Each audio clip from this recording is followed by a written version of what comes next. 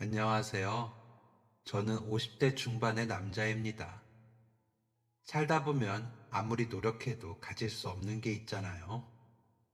다른 사람에게는 아무렇지도 않게 있는 것들이 유독 제게만 야박하다는 것을 깨닫게 되면 분노가 일기도 하지만 어느 순간 포기하고 받아들이고는 가질 수 없는 거라고 인정하게 되더라고요. 그게 저에게는 엄마라는 존재였습니다. 저를 낳아주신 엄마는 제가 기저귀 차고 그럴 때부터 없었습니다. 제 기억에 저는 그냥 엄마 없는 애였으니까요. 밥도 아버지가 차려놓고 나간 거 먹다가 남겼다가 먹었다가 했습니다.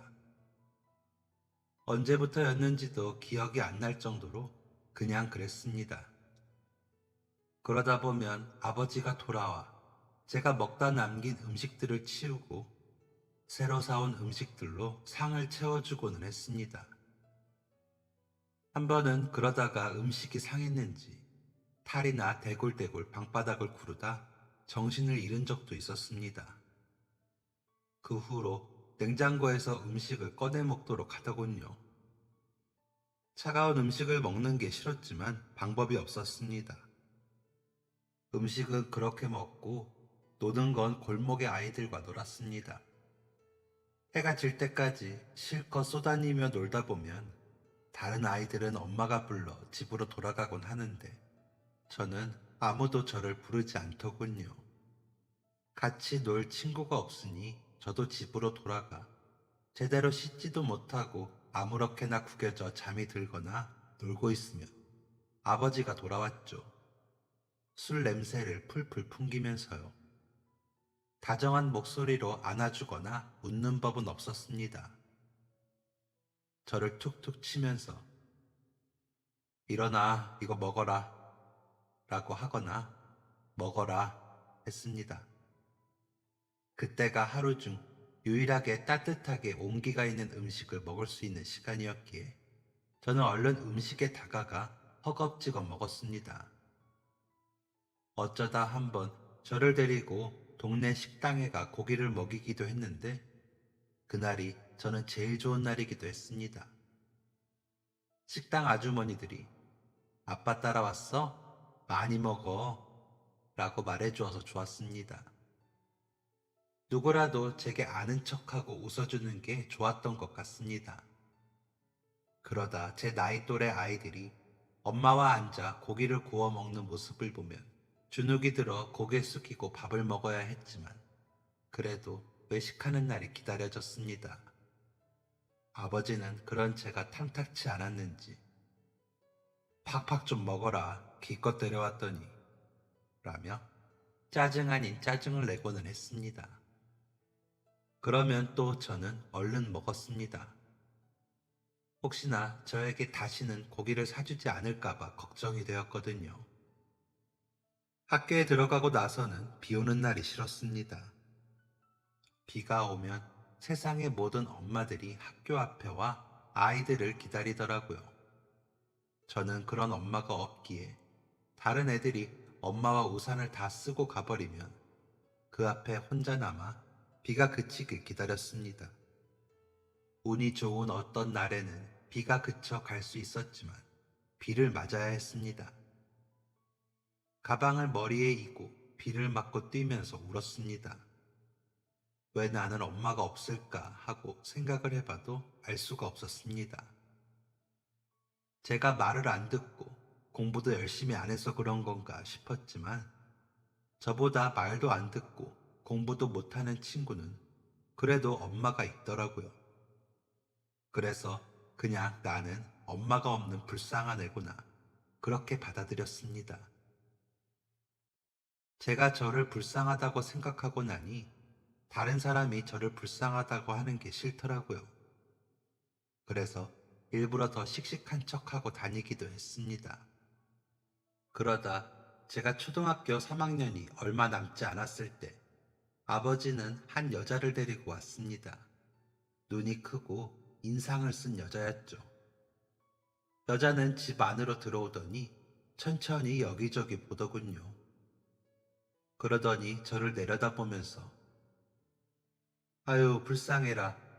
요 어린 게 얼마나 힘들었을까. 이제 아줌마가 맛있는 거 많이 해줄게. 아니, 이제는 엄마라고 해. 엄마 해봐. 라고 하면서 저를 끌어안는데 가슴이 두근거렸습니다. 엄마가 생긴 것 같아서요. 하지만 그것은 저만의 기대였고 두근거림이었습니다. 그 여자는 아버지가 있을 때는 처음 왔을 때처럼 잘해주었습니다. 도시락도 싸주고 저를 씻겨도 주고 옷도 잘 빨고 말려 입혀주었으니까요. 눈도 맞추고 맛있게 먹어 라면서 제 숟가락 위에 반찬도 올려주었죠. 여자가 오고 아버지는 술도 마시지 않고 전보다 더 일찍 집에 왔습니다. 제 옷이며 신발을 사오기도 했고 치킨을 한 마리 사오기도 했습니다. 저와 함께 가던 식당에는 이제 그 여자와 같이 갔습니다.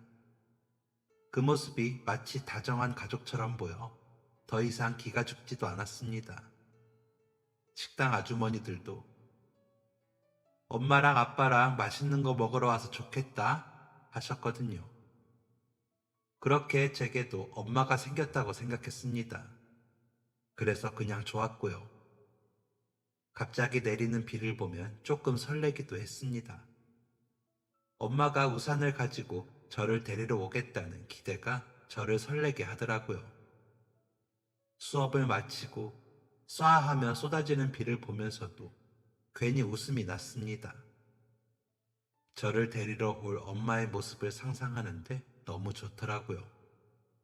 하지만 친구들이 모두 엄마와 우산을 쓰고 집으로 갔는데도 저는 집으로 갈 수가 없었습니다.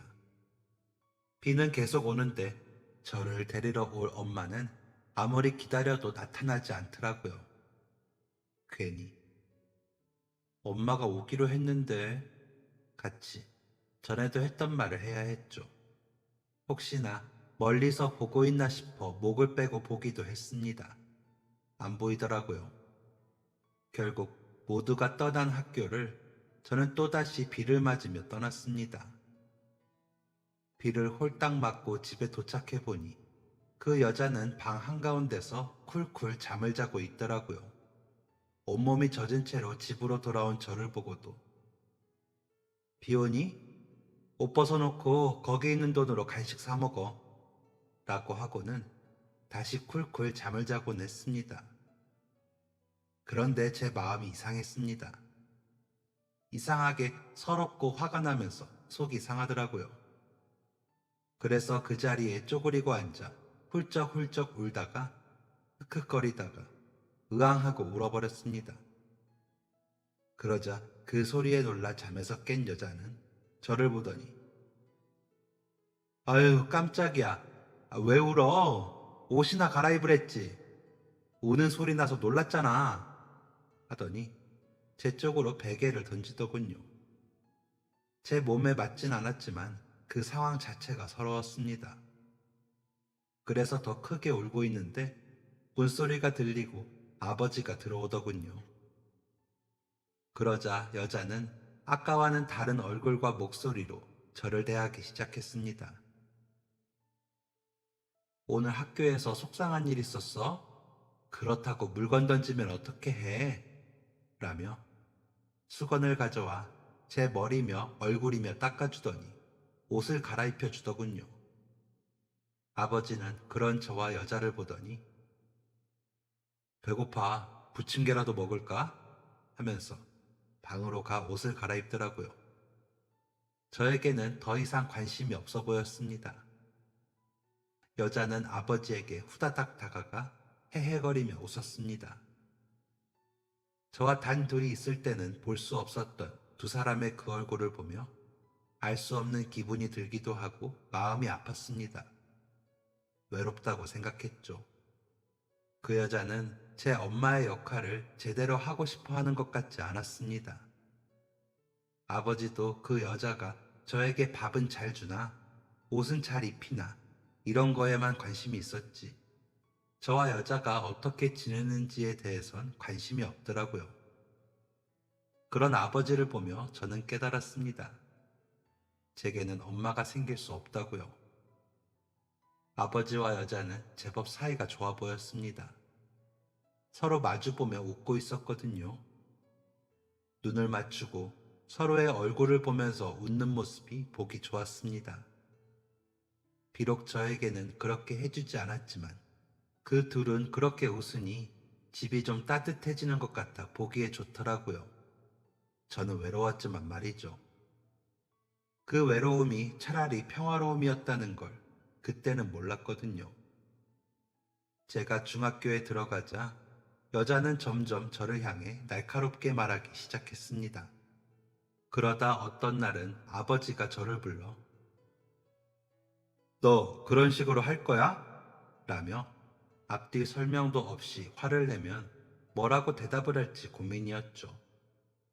제가 쭈뼛거리며 대답을 못하면 아버지는 대답을 할 때까지 손바닥을 치셨습니다. 하지만 저는 팅팅 부은 손을 잡고 제가 뭘 잘못했을까 머리를 쥐어짜며 생각했지만 떠오르는 일이 없었습니다. 그저 학교에 다녀와 만화책을 본 것 말고는 없었습니다. 그래서 이리저리 생각을 하고 있으면 누가 엄마한테 욕을 해? 라던가 너 돈 가져가서 어디에 썼어? 라며 제가 하지도 않은 짓에 대해 물었습니다. 저는 한 적도 없는 일에 대해 뭐라고 해야 하는 건지 몰라 울었습니다. 중학생이어도 또래보다 키도 덩치도 작은 저는 우는 수밖에 없더라고요. 서럽고 아프고 속상했지만 그 억울함과 외로움을 어디에도 말을 못했습니다. 말하지 못한 그 마음은 점점 쌓이더니 화가 되었습니다. 그래서 그런 건지 그 여자가 무슨 말만 해도 화를 내거나 짜증을 내게 되더라고요. 저도 모르게 그러고 나서 멋쩍기도 했지만 그러고 나면 조금 속이 시원했습니다. 물론 그 대가는 아버지가 집에 돌아오면 받게 되었죠. 잘못했다고 빌면서 우는 저를 보고 아버지는 누굴 닮아서 저래? 라며 소리를 치는 것으로 혼나는 게 끝나면 저는 울었고 아버지는 밖으로 나가셨습니다. 여자는 그런 저를 보며 통쾌하다는 얼굴을 보였습니다. 그래봤자 너희 아버지는 내 편이야 라는 듯 과시하는 것처럼 보였죠. 아버지가 보지 못하도록 교묘하게 표정을 지으며 저를 보는 여자의 얼굴은 세상에서 가장 역겹다고 생각을 했습니다. 어린아이 하나를 놓고 어른 둘이서 힘을 자랑하는 듯한 모습이 역하더라고요. 확실하게 제가 바라던 엄마의 표정이나 행동은 아니라는 것도 알았죠. 그런데 더 미운 것은 아버지였습니다. 제 마음은 돌봐주지 않았으니까요. 그때부터 저는 마음의 문을 닫고 지냈던 것 같습니다. 얼마 되지 않는 용돈을 받으면서 감사하다는 말은 했지만 진심은 아니었죠. 최대한 부딪히지 않고 지내기 위해 제 방에서 나가지 않았습니다. 하지만 여자는 이상할 정도로 외출을 잘 하지 않고 시장 가는 것도 꺼렸기에 제게 심부름을 잘 시켰는데 아버지는 그 부분을 굉장히 마음에 들어 하셨습니다. 반대로 저는 그 심부름 때문에 고역을 겪어야 했습니다. 병원에 가면 될 걸 번번이 이것저것 약을 사오라는 통에 방에 조용히 있고 싶어도 못 있고 수시로 드나들어야 해 귀찮기도 하고 표정을 숨기는 게 힘들었거든요. 그렇다고 웃을 수도 없고 착하게 대답하기도 싫은데 심부름은 안 할 수도 없으니 그렇게 괴로울 수가 없더라고요. 심부름을 하기가 싫어서 가끔 자는 척을 할 때도 있었습니다. 하지만 끝까지 깨워 심부름을 보내는 집요함을 보이는 그 여자를 이길 순 없었습니다. 터덜터덜 심부름을 겨우 다녀와도 마음에 차지 않으면 화를 내는 그 여자를 견디기도 힘들었기에 제 발걸음은 무겁기 짝이 없었습니다. 가끔 문 앞에서 퇴근에 들어오시는 아버지를 만나면 아버지는 웃으셨습니다. 여자가 밖에 다니지 않는 것을 정말 좋아하셨거든요. 저를 낳아준 어머니가 밖으로 돌다가 헤어졌다는 말을 들었기에 아마 여자가 밖으로 돌면 안 된다는 생각을 깊게 가진 아버지가 여자의 그런 점을 좋아했던 것 같습니다. 그래서 여자가 원하는 건 다 해주고 싶어 했던 것 같고요. 여자가 아버지의 비위를 잘 맞췄기에 둘은 사이가 좋았고 얼굴만 마주보면 웃었습니다. 여자가 아버지 기분을 잘 맞췄거든요. 아버지가 선물이라도 하는 날에 더 그랬죠. 아유, 내가 이래서 당신을 좋아해. 이게 뭐야? 너무 좋아. 라며 아버지의 기분이 좋아지도록 아부를 하는 모습도 싫었습니다. 여자가 그러면 아버지는 허허허 웃느라 정신이 빠져있는 모습이었거든요. 그러던 어느 날 제가 중학교 졸업을 앞둔 때였는데 밤에 갑자기 안방에서 언성이 높아지더니 아버지와 여자가 다투는 소리가 시끄럽게 들리더라고요. 나는 그 남자 무서워서 이혼해달라고 못한다니까. 내가 오죽하면 다 두고 도망왔겠어. 너무 무서워. 나 그 사람한테 잡히면 진짜 큰일 나. 당신이랑 이렇게 살기만 하면 돼. 나는 그냥 이렇게 살면 돼. 당신도 나만 있으면 된다며. 나는 나가는 거 무서워. 하도 맞아서. 라는 여자와 아무리 그래도 병원도 못 가고 이러고 살 거야? 조금 있으면 종현이 졸업인데 졸업식은 같이 가야 할 것 아니야? 라는 아버지가 목소리를 높이며 다투는 소리가 제 방까지 들렸습니다. 그제야 그 여자가 왜 나가지도 않고 집에서만 지냈는지 알겠더라고요. 전 남편과 이혼을 하지 않은 채 도망을 나와 살았던 겁니다. 심보만 곱게 썼어도 불쌍하다고 생각했겠지만 제게 하는 것으로 봐서 딱 여자에게 맞는 사람이었을 거라고 생각할 정도였죠. 하지만 아버지는 그런 여자가 너무 안쓰러웠는지 여자의 말대로 하더라고요. 그런 아버지가 답답했지만 차라리 그 여자 남편이 우리 집을 찾기를 바랐습니다. 아버지에게 거짓말로 저를 일러바치고 저를 들들 볶으며 부려먹는 여자가 너무 믿고 싫었거든요. 여자가 있는 집으로 돌아오는 게 싫을 정도로요. 갈 곳이 없어 집으로 돌아오면서도 너무 괴롭다고 생각했으니까요.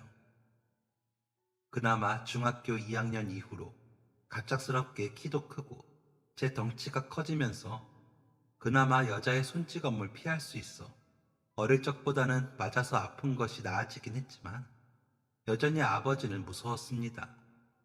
아버지가 그 여자의 편을 드는 한 직접 부딪히지 않을 뿐이지 괴로운 것은 마찬가지였고 여자는 점점 더 지능적으로 저를 힘들게 하기 싫었습니다. 사춘기여서 반항심도 커질 때라 그 미움과 화는 더 커졌고 그래서 매일 집에 들어가며 아무도 없기를 바라는 날들이 늘었습니다. 여자가 있어서 좋은 건 그저 음식과 빨래된 옷뿐이었습니다.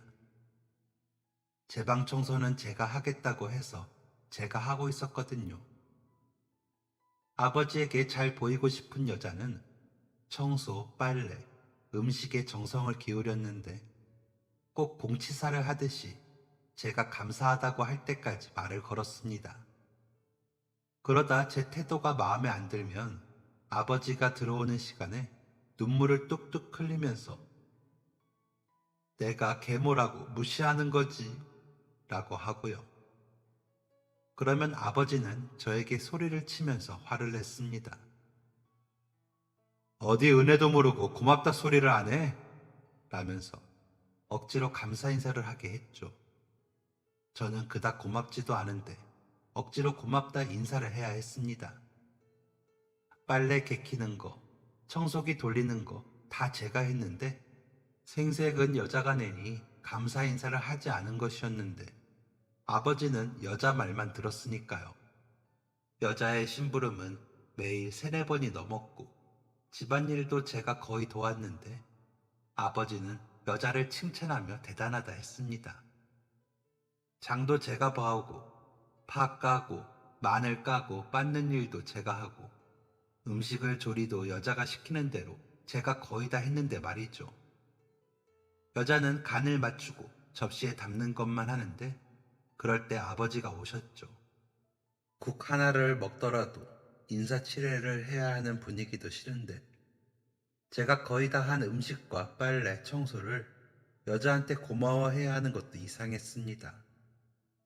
아버지는 자신이 눈으로 본 것만 믿었기에 다 여자가 한 줄 알았죠.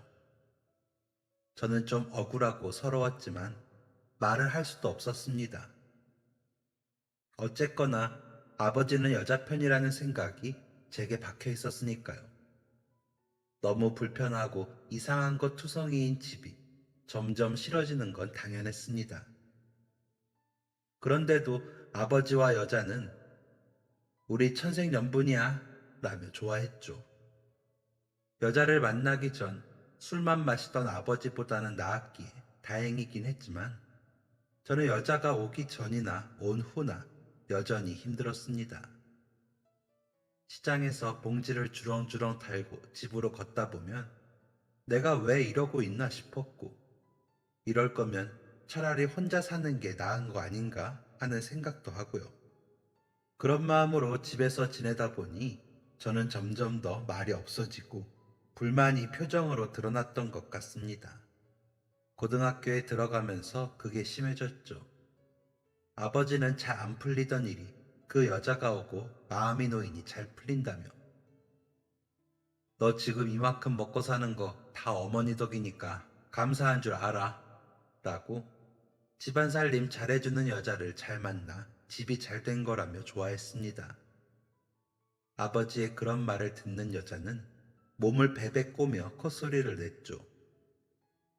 그 여자가 잘한다는 그 살림들이 다 제가 노력하는 건 줄은 모른 건지 여자 기분 맞춰주려 일부러 모르는 척 하는 건지는 모르겠지만 말이죠.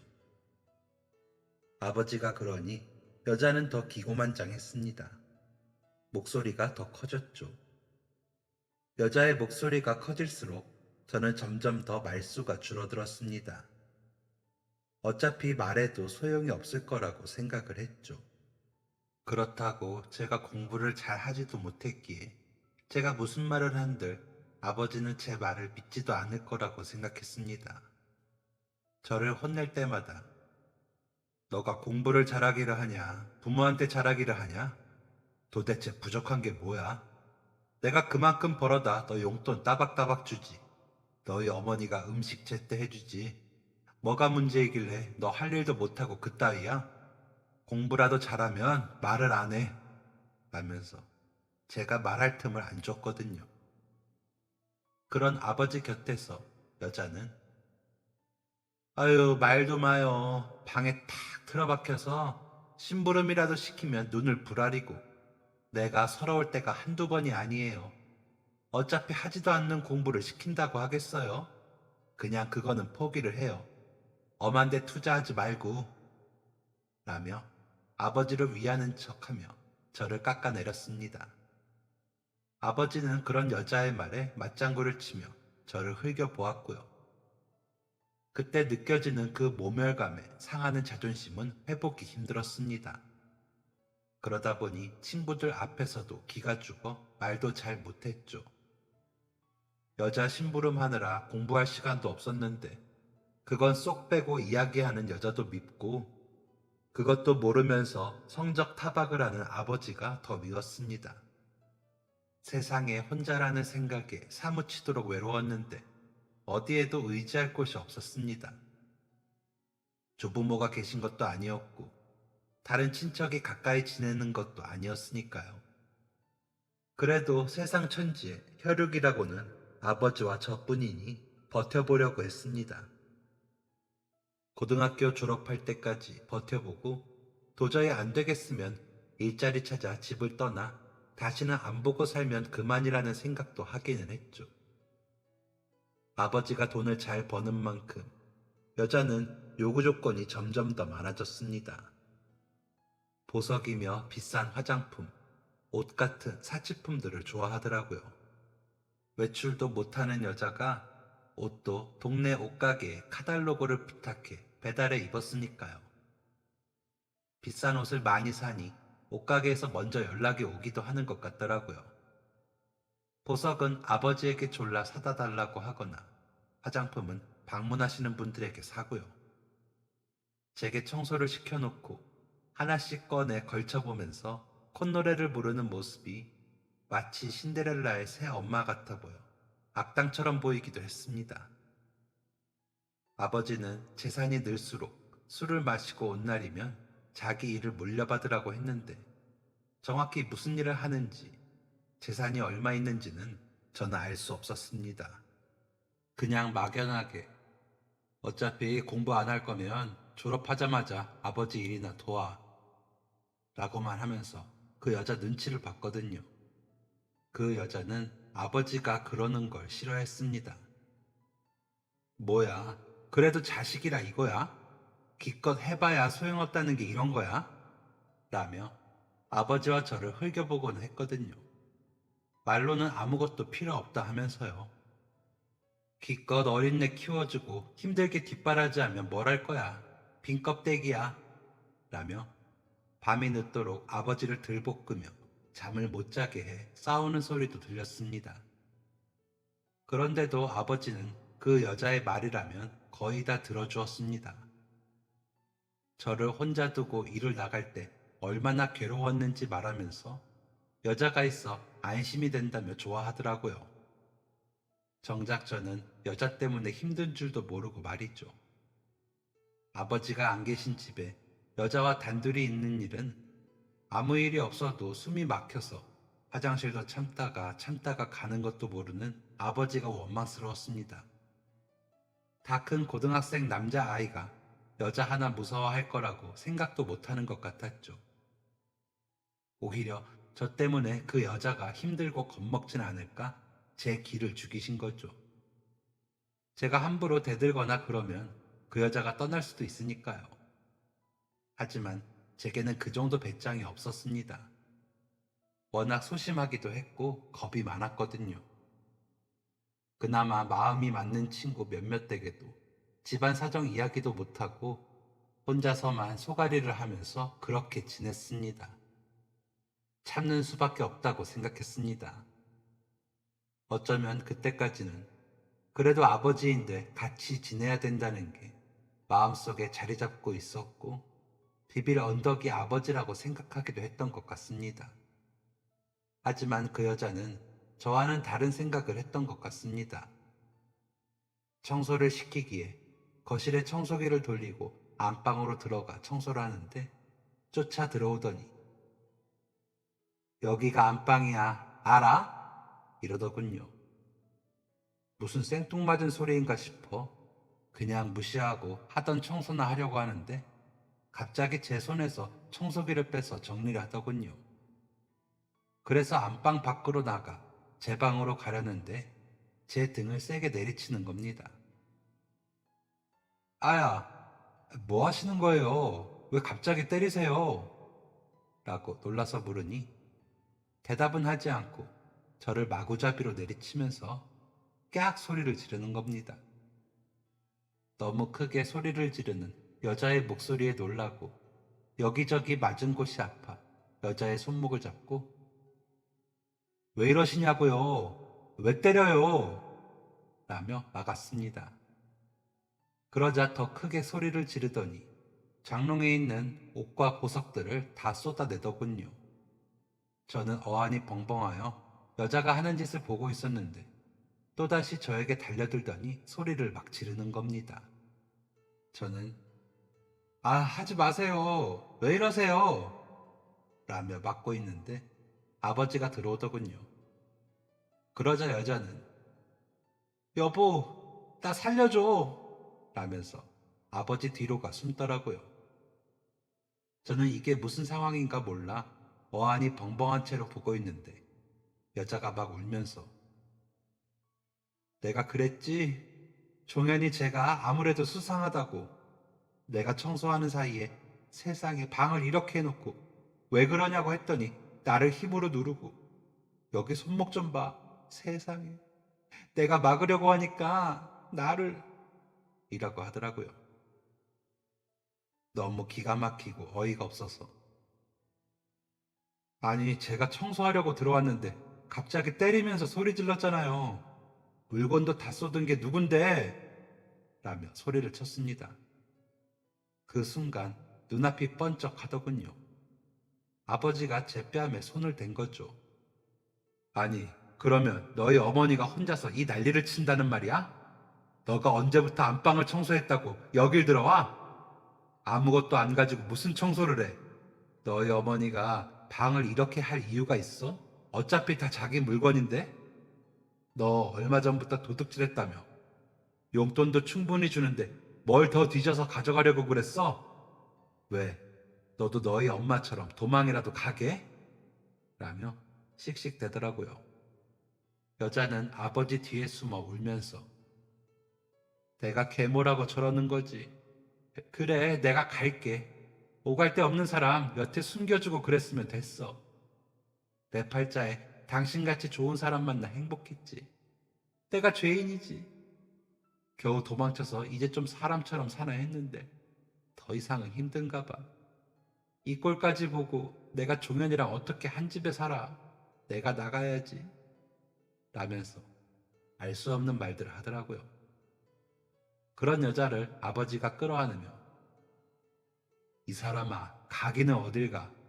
내가 이제 당신 없이 어떻게 살아. 그런 말은 빈소리라도 하지 마라. 당신처럼 가정적인 여자 만나 내가 얼마나 감사한데. 가기는 어딜 가. 라고 할 때까지 그 여자가 왜 그러는지 몰랐습니다. 그런데 아버지와 끌어안고 울고불고 하는 그 모습을 보니 그 여자가 왜 그런 난리를 피웠는지 알겠더군요. 저를 내쫓으려고요. 제가 없어져야 속이 편할 것 같았는지 그런 거더라고요. 어차피 아버지는 제 말은 들어볼 생각도 없는 것 같고 나가겠다는 그 여자를 붙들고 우는 것으로 보아 그 집에서 제가 빠지면 될 일이더라고요. 그래서 아무 말 없이 제 방으로 가서 당장 필요한 것들만 챙기기 시작했습니다. 학교는 가야겠다는 생각에 교복은 챙겨 입고 책가방은 메고 티셔츠 몇 벌, 바지 몇 벌을 챙기는데 여자의 쏟아진 옷들과 양부터 비교가 되어 어이가 없더군요. 교복 안에 받쳐 입는 흰 티만 잔뜩이더라고요. 중학교에 다니기 시작하면서 아버지가 더 이상 옷도 사다 주지 않았거든요. 그렇게 짐가방을 챙겨 용돈을 모은 지갑을 꺼내 집을 나섰습니다. 25만 원 정도 있는 돈을 가지고 나가 하룻밤 정도는 어디서 지낼 수 있다고 생각을 했습니다. 다시는 집으로 돌아가지 않겠다고 다짐을 하며 집을 떠났습니다. 아버지는 제가 나가는 것을 아는지 모르는지 부르지도 않더라고요. 막상 대문 밖으로 나와 걷는데 눈물이 났습니다. 어디로 가야 하나 싶은 막막한 마음에 한숨만 나더군요. 어찌됐건 밤은 나야 했는데 어디서 보내야 좋을지도 모르겠고요. 서성서성 거리다가 불이 켜진 곳으로 가다 보니 작은 여인숙이 보이더군요. 일단 하룻밤은 보내야겠다 싶어 들어갔더니 교복을 보고는 방을 안 주더라고요. 그래서 다시 걷다 보니 배가 고파 24시간 김밥집에 들어가 밥을 먹었습니다. 그런 순간에도 배는 고파지는 게 신기할 정도였습니다. 허겁지겁 밥을 먹고 나니 길 건너에 큰 병원이 보이더라고요. 동네에서 가장 큰 대학병원이었죠. 무작정 길을 건너 병원으로 들어섰습니다. 응급실로 사람들이 드나들기에 저도 그곳으로 갔습니다. 보호자 대기실이라고 쓰여 있고 의자들이 줄지어 있더군요. 한쪽 구석에 자리를 잡고 앉아 벽에 기대어 졸면서 밤을 지냈습니다. 그날 밤 저는 여러 이유로 응급실에 실려오는 사람들을 보고 아무리 힘들어도 살자라는 생각을 했습니다. 비록 부모가 저를 버렸어도 팔다리 멀쩡하고 숨 잘 쉬니 일단 부딪히고 살아보자는 생각을 하게 되더라고요. 응급실은 정말 말 그대로 난리통이더라고요. 사고가 난 사람, 잠들었다가 숨이 멎은 사람, 노환으로 아픈 할머니 등등 생사의 갈림길에 놓인 사람들이 위급하게 밤새 실려오는 모습을 봤거든요. 그런 모습들을 보고 나니 아픈 곳 없이 멀쩡한 게 얼마나 감사한지, 제가 가진 것들이 얼마나 값진 것인지 깨닫게 되더라고요. 그래서 힘들게 졸면서도 제게는 값진 하룻밤이었습니다. 다음 날 아침이 되어 화장실에서 세수를 하고 일찍이 학교에 갔습니다. 교실에 제일 먼저 앉아 칠판을 바라보고 있는데 뭘 해야 할까 고민이 되더군요. 절대 아버지에게 의지하지 않고 혼자서 해결해야 한다고 생각했습니다. 그러려면 당장에 잘 곳과 밥을 먹을 수 있는 곳이 필요했습니다. 학교를 마치고 나서 일할 곳을 알아봐야겠다는 생각을 했습니다. 그때는 구인구직을 올려놓은 지역 광고 신문들이 있어서 등교하면서 몇 부 챙겨서 가긴 했거든요. 일단 숙식 제공을 하는 곳부터 알아봐야 했습니다. 제일 좋은 건 학교를 다니면서 일할 수 있는 건데, 가능하지 않다면 학교는 포기를 해야 하는 건가 하는 생각까지 했습니다. 고등학교 2학년에 막 올라간 직후의 아이가 별 생각을 다 했죠. 그때는 그게 되게 큰 고민이었습니다. 고등학교 졸업은 해야 하니까요. 그날 오후 저는 구인신문에 적힌 대로 여기저기 다녀보기 시작했습니다. 다들 아직 학생이기 때문에 저를 채용할 수 없다는 말만 하더군요. 아르바이트여도 좋으니 돈을 벌 수만 있으면 다행이었던 겁니다. 그런데 저는 그때 무슨 고집인지 제대로 월급을 받고 일할 곳을 찾았습니다. 세상 물정 모르는 어린아이였던 거죠. 그러다 점점 저를 채용할 수 없다는 말만 듣자 마음이 다급해졌습니다. 그러다 폐차장인데 야간에 경비를 서는 일을 구한다고 써있더군요. 거기가 마지막 희망이라는 생각을 하며 교복을 입고 면접을 보러 갔습니다. 사장님은 저를 보자마자 학생이 돈 벌게요? 왜요? 라고 물어보시더군요. 왜 돈을 벌려고 하냐는 질문을 그때 제 살아생전 처음 들어서인지 저도 모르게 저의 사정을 대충이지만 술술술 이야기해버렸습니다. 말하는 중간에 울먹이기도 한 것 같습니다.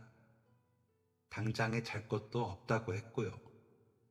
그러자 사장님은 저를 한참 빤히 보시더니 그래도 기특하네요. 착해 보여요. 라고 하시면서 웃으시더라고요. 그런 말을 처음 들어봐 놀랐습니다. 제가 놀라자 더 크게 웃으시던 사장님은 제 앞으로 더 당겨서 앉으시더니 우리 폐차장은 밤에 차가 많이 들어와요. 매일 그런 건 아니지만 그래서 밤에 잘 못 잘 수도 있어요. 그래도 해볼래요? 라고 물으시더라고요. 저는 벌떡 일어나 고개를 숙여 인사를 하며 시켜만 주시면 열심히 하겠습니다. 하고 대답을 했습니다. 너무나 간절했거든요. 당장에 갈 곳도 없고요. 그런 저를 자리에 다시 앉히신 사장님은 오늘부터 시작해봐요. 전에 일하시던 할아버지가 이번 달 말까지 하시기로 하셨으니까 그 사이에 일 잘 배우고 원래는 그때 맞춰서 사람 구하려고 했는데 종영군이 당장 갈 곳이 없다고 하니 오늘부터 일 배웁시다. 할아버지가 일 꼼꼼히 잘하셨는데 이제 쉬신대요. 그러니까 일 잘 배우고 학교 마치면 바로 와서 쉬어요. 숙소에 식사도 해먹을 수 있거든. 이라며 웃으시더라고요. 안심이 되고 나니 다리가 풀리는 것 같더라고요. 잠도 쏟아질 것 같고요. 사장님은 저를 데리고 숙소 겸 근무지로 데려다 주셨습니다. 컨테이너로 지어진 숙소는 생각보다 깨끗하더라고요. 짐가방과 책가방을 내려놓고 보니 작은 부엌도 있고요. 사장님은 이따가 할아버지 출근하실 때까지 쉬고 있어요. 라더니 나가셨습니다. 그제야 다리를 뻗고 앉은 저는 그 후로 기억이 없습니다. 거의 기절하듯이 잠이 든 것 같더라고요. 그렇게 자본 게 얼마만인지 그만두신다는 할아버지가 오셔서 저를 흔들어 깨우실 때까지 정신없이 잤습니다. 할아버지는 사장님께 이야기를 들으셨는지 저에게 하나하나 설명을 해주셨습니다. 그러시더니 원래 세상 사는 게 힘들어. 그냥 조금 일찍 겪는다 생각해. 라며 제 어깨를 토닥토닥 두드려 주시더라고요. 울컥해 눈물이 나려는 걸 겨우 참았습니다. 집에서 나온 지 겨우 하루밖에 되지 않았는데 세상이 달라진 것 같았습니다. 그렇게 저는 폐차장에서 야간 경비 일을 열심히 배웠습니다. 그래도 그 여자한테 부려먹히고 배웠다고 밥도 짓고 있는 재료로 반찬도 해먹고요. 사장님께서 도시락도 싸서 가야지 하시면서 밑반찬을 가져다 주시기도 했습니다. 너무 고맙더라고요. 저를 위해주는 사람이 생긴 것 같아 든든했고요. 할아버지는 장갑을 사다 주시며 필요해. 성실해서 일 잘할 거야 하셨습니다. 그 말도 왜 그렇게 기분이 좋고 기운이 나던지 좋더라고요. 누군가가 칭찬해주고 도움을 주려고 하는 게 얼마나 따뜻한 건지 알겠더라고요. 그러면서 아버지가 생각이 나긴 했습니다. 좀 걱정이 됐거든요. 제가 집을 나오기 전에 여자가 했던 행동들을 보면 그 여자가 아버지에게 무슨 짓을 할지 모른다는 생각이 들기도 해서 걱정이 되더라고요. 아버지가 조금만 제게 사장님처럼 할아버지처럼 해줬으면 얼마나 좋았을까 싶기도 하고요. 그랬으면 이렇게 안 됐을 텐데 싶기도 하고요. 그런 생각들을 하다 보니 어쨌든 제가 보란 듯이 잘 지내야겠더라고요. 잘 살아야 당신들이 아니어도 잘 먹고 잘 살았다고 큰 소리 칠 수 있으니까요. 그러고 보니 언젠가는 다시 만날 생각은 하고 있긴 했네요. 그래도 천륜이라고. 아무튼 그렇게 할아버지께서 꼼꼼히 알려주시는 대로 열심히 일을 배웠습니다. 학교에 가서 조금 졸기는 했지만 그래도 열심히 학교 나갔습니다. 첫 월급을 받고는 사장님과 할아버지께 양말 세트 한 박스씩 선물로 드렸습니다. 너무 감사했거든요. 그만두신 할아버지 것은 사장님께 부탁드렸습니다. 사장님은 제가 드린 양말을 보시더니 웃으시며 우리 아들도 월급 받아서 사온 첫 선물이 양말이던데 고마워 라면서 제 머리를 쓰다듬어 주셨습니다. 사장님 아들은 대학에 다니다가 교환학생으로 호주에 가 있다고 하시더라고요. 장학생으로 뽑혀서 가 있는데 멀리 가 있으면 고생이지 라면서 수시로 사진을 보셨습니다. 그런 사장님을 보면 사장님 아들이 부러웠습니다. 아버지의 사랑을 그렇게 받는 아들이니까요. 그렇게 3개월쯤 일을 했을 때쯤 사장님 아들이 호주에서 졸업을 하고 한국으로 들어오신다며 종현아, 너도 와서 같이 밥 먹자. 우리 아들이 동생 생겨서 좋아할 거야 라고 하시더라고요. 어차피 근무는 밤 10시부터니 사장님 댁에서 저녁을 먹고 얼른 와 일을 하면 되겠더라고요. 그래서 좋다고 하고 사장님 집 주소를 받았습니다. 빈손으로 갈 수는 없으니 사장님 사시는 아파트 앞 상가에 있는 슈퍼에서 주스 세트를 사 주소에 적힌 대로 가 초인종을 눌렀습니다. 앞치마를 한 사장님이 문을 열어주시더군요. 그 뒤로 사장님과 똑 닮은 젊은 남자분이 같이 나오셔서는 어서와요. 아버지한테 이야기 많이 들었어요. 생각보다 더 잘생겼다 하면서 사장님보다 더 환하게 웃으시더라고요. 쑥스러운 마음에 저도 웃었습니다. 사모님께도 인사를 드려야 할 것 같아 두리번거리니 우리 둘뿐이에요. 남자들이 이러고 살아요 하면서 또 웃으시더라고요. 아, 네. 하고는 머쓱해하며 있다가 밥을 먹었습니다. 가져다 주시는 반찬이 다 사장님 솜씨셨더라고요. 당연히 사모님이 계실 거라고 생각했는데 사장님이 직접 하신 것에 놀랐습니다. 굉장히 맛있기도 했고 정갈해서 보통 솜씨가 아니셨거든요. 식사를 마치고 아드님이 설거지를 하시는 동안 벽에 걸린 가족 사진을 보다가 저도 모르게 어? 하고 소리를 치고 말았습니다. 사장님은 제가 놀라는 것을 보고 애엄마야. 아주 나쁜 사람이지. 내가 저 사람 만나고 좋은 건 우리 아들 얻은 것밖에 없어. 내가 저 얼굴 안 잊고 꼭 잡으려고 가족 사진도 안 치웠어. 라고 하시더군요. 저는 사장님의 그 말을 들으면서 몇 번이고 다시 확인을 했습니다. 그 여자였거든요. 아버지와 우리 집에서 살고 있는 그 여자요.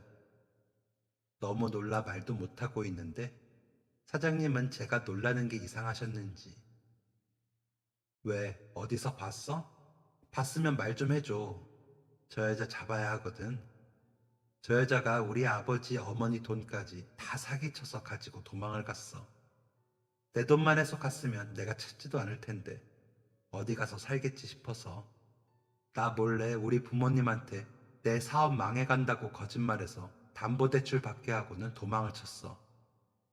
이혼도 안 하고 어디 가서 사는 건지 신고를 했는데도 잡지를 못하는 것 보면 외국으로 갔나 싶기도 하고 그때 우리 아들이 놀라서 한동안 말을 못했거든.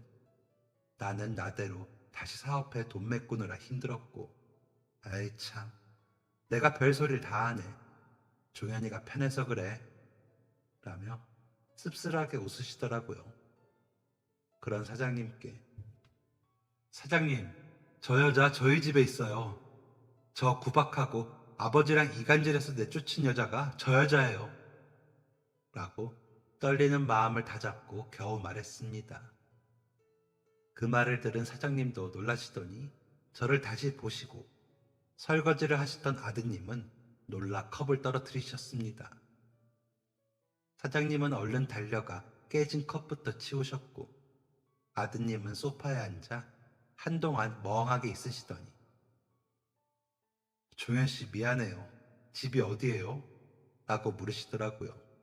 그래서 집 주소를 부르고 사장님은 어디론가 전화를 하시더니 잡은 것 같다며 어디로 오라고 저희 집 주소를 이야기하시더라고요.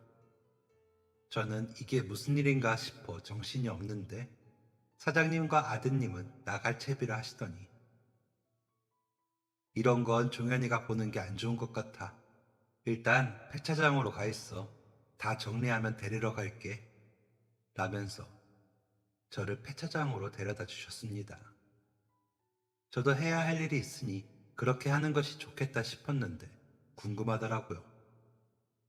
한 새벽 3시쯤 되었을 때 눈물 범벅이 된 사장님과 아드님이 폐차장으로 들어오셨습니다. 아드님은 많이 우셨는지 눈이 많이 부었고요. 아드님은 저를 보고 미안해요. 내가 대신 사과할게요. 라며 사과를 하시더라고요.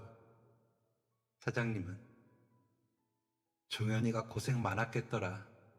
일단 그 여자는 경찰에 넘겼어. 우리 부모님 돈에 우리 누나들 돈까지 다 사기를 치고 가서 신고가 되었었거든. 남편한테 맞아서 가출한 거라고 했다며 신고되어서 잡힐까봐 거짓말 한 거라더라.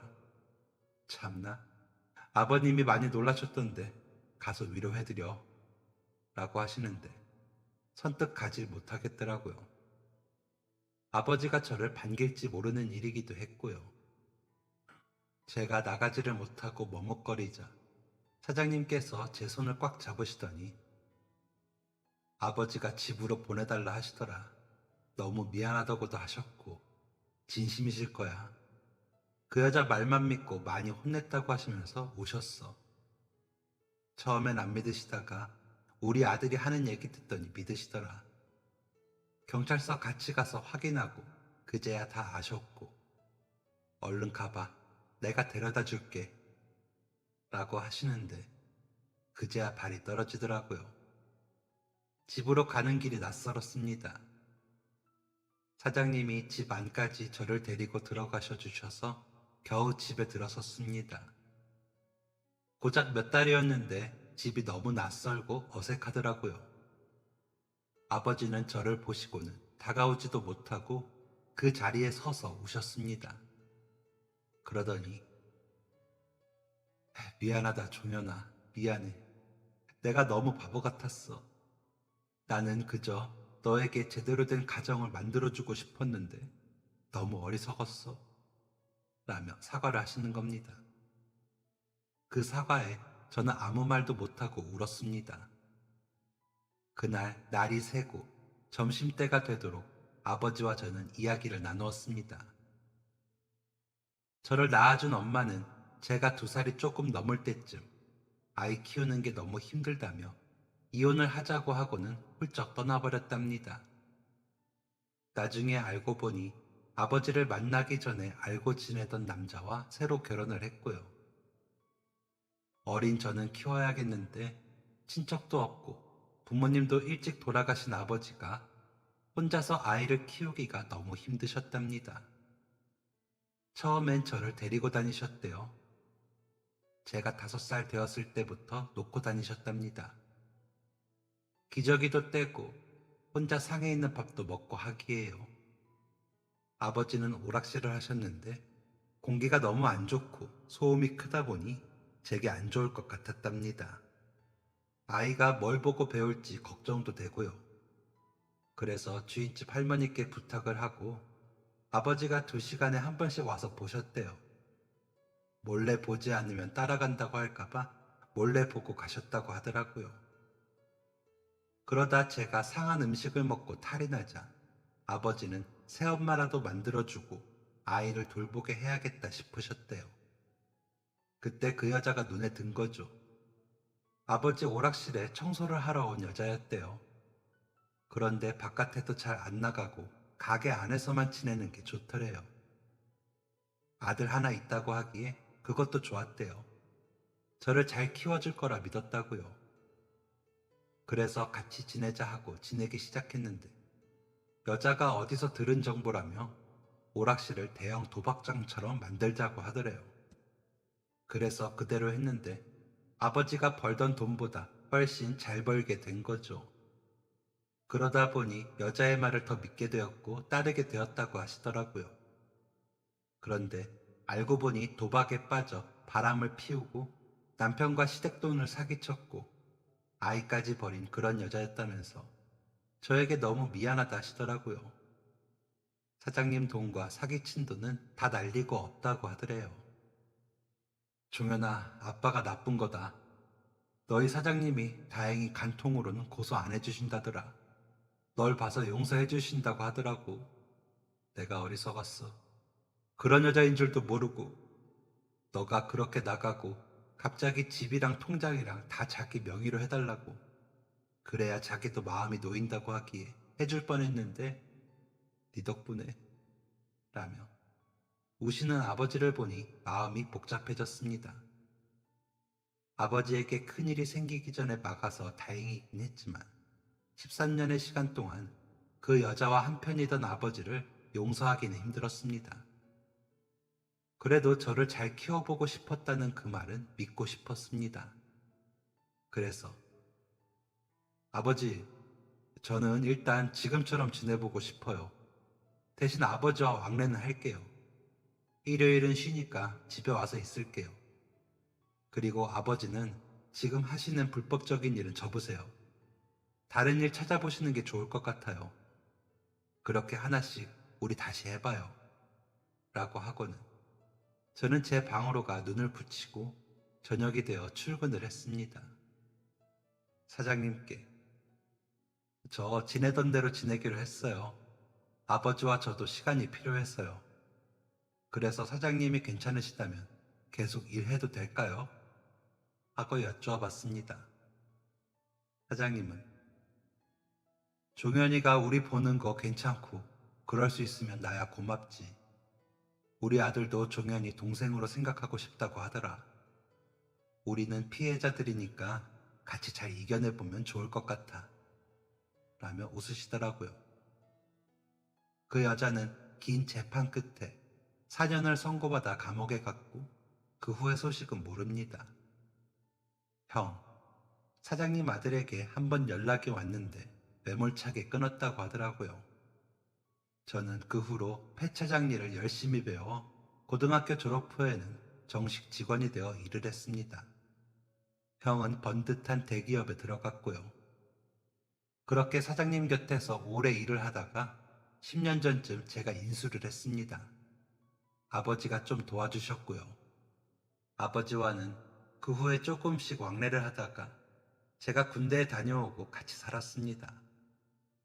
집도 이사를 했고 아버지도 다른 일을 찾으셨고요. 다른 일을 하신다고 알아보시다가 사기도 좀 당하셨는데 열심히 하셔서 돈을 좀 버셨거든요. 부동산 중개인 시험을 보시더니 잘 되시는 것 같더라고요. 요즘은 저희 애들이랑 잘 지내시는데 저한테 하듯이 안 하시는 게 신기합니다. 제게도 아직도 용돈을 주시는데 모르는 척하고 받습니다. 형은 제게 그 여자에 대해 가끔 묻고는 합니다. 그런데 친아들인 형에게도 저한테 하듯이 그랬더라고요. 아버지한테 재산을 빼돌려서 자신이 쓰려고 했나 봐요. 끝까지 이기적인 사람이죠. 그 여자에 대해 묻는 형의 표정은 매번 쓸쓸합니다. 저도 친엄마나 새엄마나 다 그 모양이니 형의 마음이 이해가 갑니다. 사장님과 아버지도 불쌍하지만 형과 저는 무슨 죄인가요? 부모가 정신 못 차리면 자식의 마음에 상처를 주는 거라는 걸 누구보다 잘 알기에 형과 저는 정말 열심히 아이들을 길렀습니다.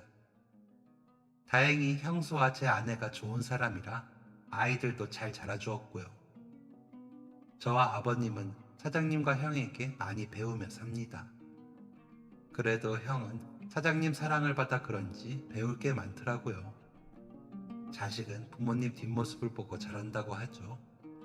비록 제 앞에 부모는 배울 게 없었지만 제 아이들에게는 좋은 것을 가르치고 싶어 노력하고 있습니다. 그 정성대로 전달이 되었길 바랍니다. 여러분들도 자식에게 부끄럽지 않은 부모가 되시길 바라며 이만 제 사연을 마무리하겠습니다. 감사합니다. 지금까지 사연 들어주셔서 감사합니다. 사연이 재밌으셨다면 구독과 좋아요를 눌러주세요. 감사합니다. 안녕히 계세요.